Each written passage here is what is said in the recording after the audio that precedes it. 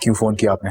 कल निकाह हुआ है हमारा और मैं यहाँ अकेली बैठी तुम्हारा। मैंने आपसे कहा था ना कि मुझे आपसे किसी भी किस्म का ताल्लुक नहीं रखना। उसे अपना माजी समझ के भूल क्यों नहीं जाते आप? तुम्हें मेरा कोई ख्याल नहीं है, मैं यहाँ क्या करूंगी मुझे नहीं पता। तुम फौरन घर वापस आओ, 2-3 दिन। नाम भी मत लीजिए मेरे बच्चे का अपने मुंह से। शादी ना अकेले घूमने के लिए नहीं की, और मैं क्यों जाऊँ कहीं, मुझे कहीं नहीं जाना। तुम घर वापस आओ, जो करना है यहाँ मेरे सामने बैठकर करो। मैं तुम्हारे बगैर नहीं रहना चाहती है। आज के बाद आपने मुझे कभी फोन किया ना तो मुझसे बुरा कोई नहीं होगा।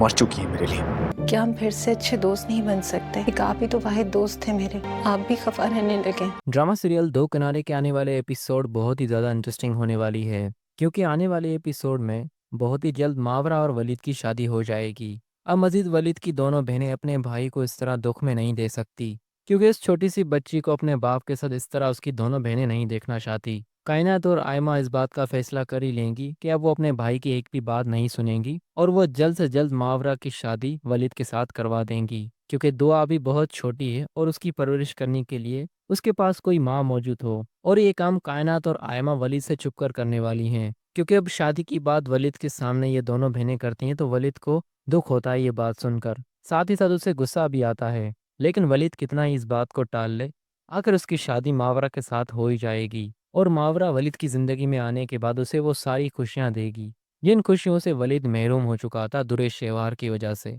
वहीं दूसरी तरफ अब शहीर के दुरे शेवार के साथ फरेब और धोखेबाजियां शुरू हो चुकी हैं। दुरे शेवार को धोखे में रखे अब शहीर उसके साथ बहुत सारी नाइंसाफी करने वाला है। दुरे शेवार के होते हुए शहीर बाहर दूसरी लड़कियों के साथ मुलाकातें कर रहा है और इसके बारे में दुरे शेवार को बिल्कुल भी नहीं मालूम।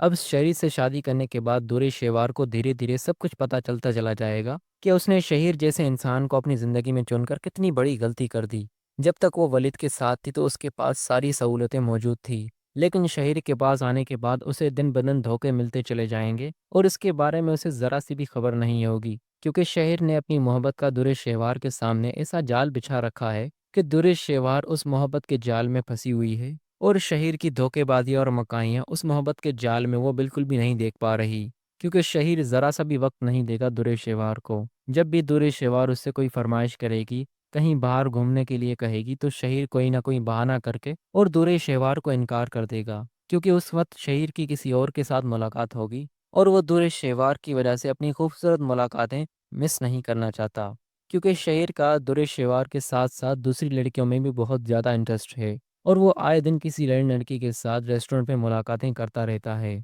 और दूरे शेवार के साथ ये बहाना करके जाता है कि वो किसी ज़रूरी काम से जा रहा है और प्लीज़ दुरे शेवार उसे कॉल्स करके डिस्टर्ब ना करे। उसके मना करने के बावजूद भी दुरे शेवार उसे कॉल करती है जब शहीर किसी लड़की के साथ मुलाकात कर रहा होगा और वहाँ पर शहीर थोड़ी देर के लिए वॉशरूम जाएगा तो पीछे उसके मोबाइल पे दुरे शेवार की कॉल के ऊपर कॉल आ रही होगी। वहीं पर शहीर जिस लड़की के साथ डेट करने आया होगा वो लड़की उस मोबाइल पर दुरे शेवार का नाम देकर और शहीर से पूछेगी ये किसकी कॉल आ रही है। एकदम से शहीर भी वापस आ जाएगा। वापस आने के बाद उस लड़की से कहेगा ये कोई नॉन्ग नंबर है, बार बार तंग कर रहा है। अब इसके आगे दोस्तों कहानी बहुत दिलचस्प होने वाली है।